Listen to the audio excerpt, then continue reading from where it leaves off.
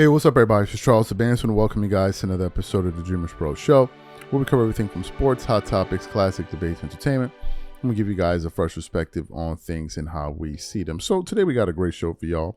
Before we get into it, please make sure you like the video and sub to the channel. By the way, also make sure you sign up to our free newsletter. It's called Championship Digest, where you get free weekly updates every Sunday. Or just basically no nonsense takes on basketball and what happened around the NBA. So make sure you sign up to that. It's free. We have that pinned in the comments below. Anyway, so let's get into this topic here. So yesterday, it was a long anticipated game where Anthony Davis would make his return back to LA to go play against the Los Angeles Lakers, right? And prior to that, we did a live show where AD was just basically talking about, like, that's the team, that's the game he wants to come back. He wants to play against the Lakers, he wants to play against the Los Angeles Lakers. So going into that game, that was the number one headline, right? Now, the last time the Lakers played against the Dallas Mavericks in Dallas, AD was a bit cold towards LeBron James, right? But nothing was really made of it. So usually, as you guys know, before tip-off, everybody's coming to the middle of the court, and usually that's where players will exchange their greetings, say what's up to one another, blah, blah, blah, blah, blah. So Anthony Davis was standing in the center court on the logo, and LeBron comes out, right? And he tries to, like, nudge him or whatever, but AD doesn't really acknowledge him. And then after the game, apparently there were some videos going viral that some of our viewers sent to me on Instagram. They were like, hey man, Charles, you need to check this out, because we have multiple videos here of AD absolutely going out of his way to not even acknowledge LeBron James. I'm like, whoa, okay, we need to take a look at this. But before we even get into this footage here, because we're going to show it to you, today's video is brought to you by our sponsor, PrizePicks. PrizePicks is America's #1 daily fantasy sports with over 10 million members. PrizePicks makes it easy to get real money action on the sports and players you love. You pick more or less on at least 2 for a shot to win up to 100 times your cash. For example, this week I'm really looking forward to some of these upcoming games. This week I'm picking Stephen Curry for more than 29 points. I'm picking Kevin Durant for more than 27 points. I'm picking Giannis Antetokounmpo for more than 12 rebounds, and I'm picking Luka Doncic for more than 8 assists. If you're like me and you like to play safe, you'll love PrizePicks' new feature, Flex Plays. It's the safest way to play. You can still cash out even if your lineup isn't perfect. Plus, you can double your money even if one of your picks doesn't hit. On top of this, PrizePicks puts their members first, so all withdrawals are fast, safe, and secure. When my picks hit, I can get my money as quick as in 15 minutes. So download the PrizePicks app today and use code CLNS to get $50 instantly when you play $5. That's code CLNS on PrizePicks to get $50 instantly when you play $5. You don't even need to win to receive the $50 bonus. It's guaranteed. And remember, whenever you support this sponsor, you're supporting this channel. Thank you. Okay, great. So what we want to do is want to quickly play some of these videos for y'all. I want you guys to watch it and just look at how distant AD is with him, even at the end of the game where I think LeBron dapped him up and AD didn't even look at him in the face, right? He wasn't laughing with him. He wasn't joking with him. He was like, I'm not here. I'm not going to be faking it with you. So take a look at this footage here, and I'm going to come back and react to what we saw. Take a listen. Take a look at that.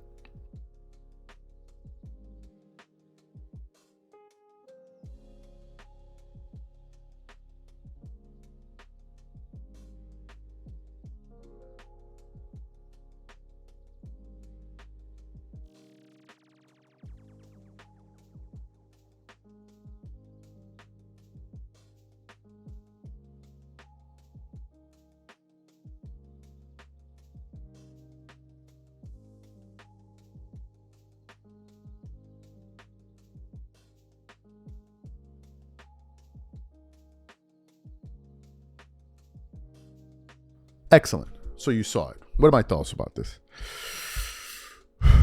Here's what I believe. Now, we've spent a lot of time talking about, did LeBron know? Right? Did this guy know? Did that guy know? Initially, the way the story was given to us was, it was the two general managers of the team, Nico Harrison and Rob Pelinka, and the two team governors, of the Dallas Mavericks and the Los Angeles Lakers, right? Initially, that was the first bit of news. And when the news first broke that night in New York, later on, LeBron was saying he was shocked and all this. But various people around the NBA were saying that, no, there's no way a move like this goes down without the knowledge of some key members like the agents and all of that, right? And as you guys know, Anthony Davis is represented by the same agency that LeBron is represented, which is Clutch Sports, right? But obviously, you know that LeBron and Rich Paul are childhood friends. So the relationship that LeBron is going to have with Rich Paul is going to be different than that of the relationship that Rich Paul is going to have with LeBron James, because Rich Paul is always going to be LeBron first, right? As he should be, right? Because he's showing extreme loyalty, as he should. So NBA players started coming out and saying they thought that there's no way that LeBron doesn't know about this. Steven Jackson kind of joked about it. Matt Barnes kind of joked about it. Then we got the story of Marcus Morris Sr., because his brother was included in that trade, Markieff Morris, where he was essentially saying, you know, he remembers talking to his brother on the phone, and then his brother informed him that this trade was going to go down. And they said that because the brother was planning to go into retirement, according to what Marcus Morris said. And he said that LeBron wanted him to be a part of that trade, right? So do you have those parts out there? Now, the question is, if everybody is saying that LeBron didn't know, why is AD acting so distant toward LeBron James? Given the fact that these guys were always close, they were always hanging out together. Why all of a sudden the change? And I'm just gonna what is it? What's the word I'm gonna use? I'm just gonna make some assumptions here. Here's what I think. I think AD knows that the big wigs decided to make this move. I also believe AD knows that he was left outside the loop. Luka Doncic was left outside the loop. But what I believe is that AD believes LeBron knew something about it. Maybe not at the inception of the idea, but right before they pulled the lever to go ahead with the trade. I think AD believes at some stage during this process, LeBron knew, and he didn't inform him. That's what I believe. Now, some people will say, well, is it LeBron's job to inform AD, or is it his agent?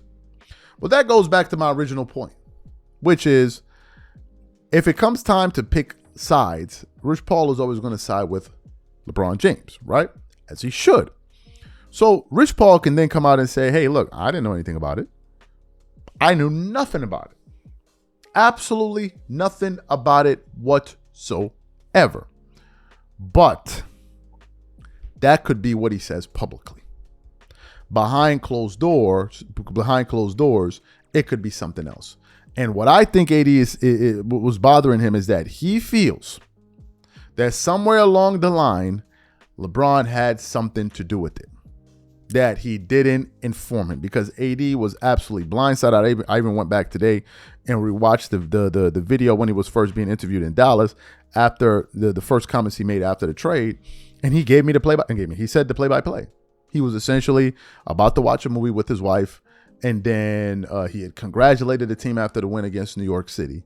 Then all of a sudden this trade went down, and he posted a comment in the group chat, and then he was like, from that point on, he was just like, no, this is, and then he started making a mental shift to the fact that he's going to be leaving the organization. But I do believe that a part of AD believes that LeBron knew at some stage, because that Marcus Morris story of how Markieff told him that LeBron said he wanted him to be a part of the deal, I think that it would indicate that maybe towards the latter stages of that deal going down, when they were talking about maybe some other pieces they can involve in the move, they probably informed LeBron.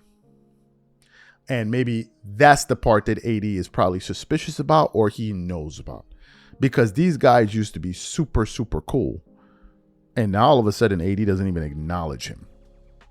Something went down there, and AD is not even faking it. You could see that he's still annoyed about it. right? And LeBron kind of seems to be like, it's just business, man. It's just business. And AD's probably looking at it like, no, it's not. No, it's not. I listened to you to help for you to recruit me from New Orleans to come down here and play with you, or come over here and play with you. So no, it's not. And maybe I think that's where the fracture is. That's just my opinion. But what we do know for a fact is something is going on here. Because look at how every other member of the team came to greet AD, Rui and all of them. He feels like LeBron knew something and he didn't give him a heads up. These are my thoughts. Whatever you guys think, please leave your thoughts in the comments, and we catch you guys on the next show. I'm out. Peace.